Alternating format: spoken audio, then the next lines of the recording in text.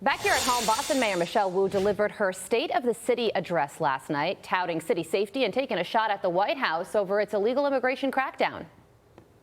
This is our city.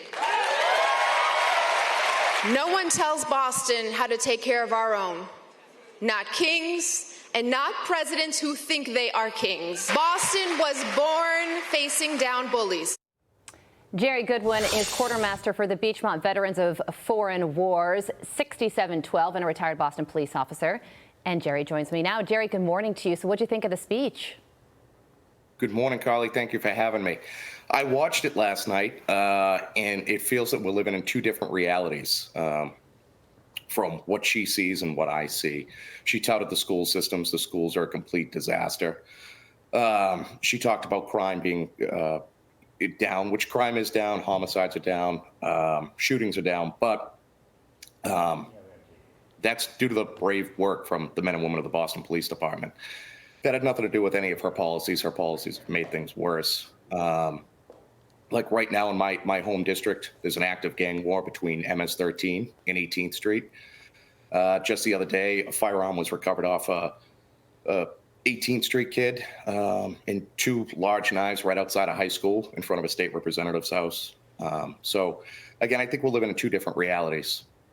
Wow. So you say that in your hometown, in your community, there's an active gang war taking place right outside your streets. What has the mayor said about that? Nothing. And again, it's MS-13. It comes right back to the sanctuary city policies that we have. Yeah, but we have liberal activist judges.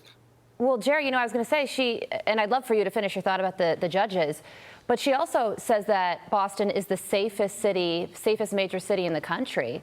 But she certainly fails to mention what you just said about a gang war taking place. Yeah, they cherry pick what they want to take and use that for their speeches. Again, like I said, we're living in a totally different reality. What they're saying and what the reality is are two different things. But I will say crime is down in the city of Boston. But again, that goes to, the men and women of the Boston Police Department. Wow. Yeah. No, I hear what you're saying. It could be down, but maybe even down further if the sanctuary city policies weren't in effect. Oh, absolutely. Like I said, so you had an MS-13 gang member. This is a separate incident than the one I just referenced at the high school, which involved 18th Street. But you have an MS-13 gang member who was here illegally. And a liberal activist judge, Judge Delvecchio out of my home district, refused to, adhere to the ICE detainer on him and released him. And he's got, it was a large capacity firearm that he's carrying around in my streets, right in my neighborhood. That's terrifying. So also, you know what, on that front, Mayor Wu just received an endorsement from the city's largest police union, the Boston Police Patrolmen's Association.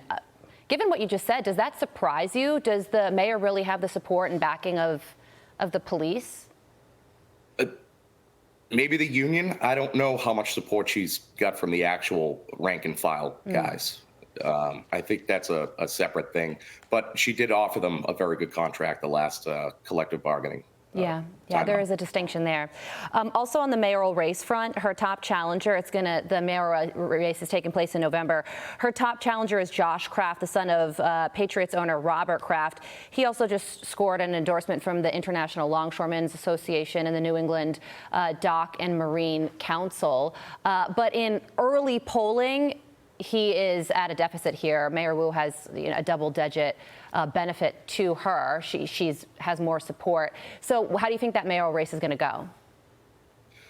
Well, I like Josh Kraft. I'm going to be supporting him in this mayoral race. It's always tough to go against an incumbent, particularly in Boston. They say, what did she say last night, that no kings, but pretty much once you're mayor in Boston, it's a very difficult thing to unseat an incumbent. So he's got an uphill fight, but I think he can pull through it. In the Longshoremen's Union, that's a big one. And I'm a little partial to them. My grandmother was the first female longshoreman in the history of the country. So, but it's definitely a huge endorsement. I'm Steve Doocy. I'm Brian Kilmeade. And I'm Ainsley Earhart. And click here to subscribe to the Fox News YouTube page to catch our hottest interviews and most compelling analysis.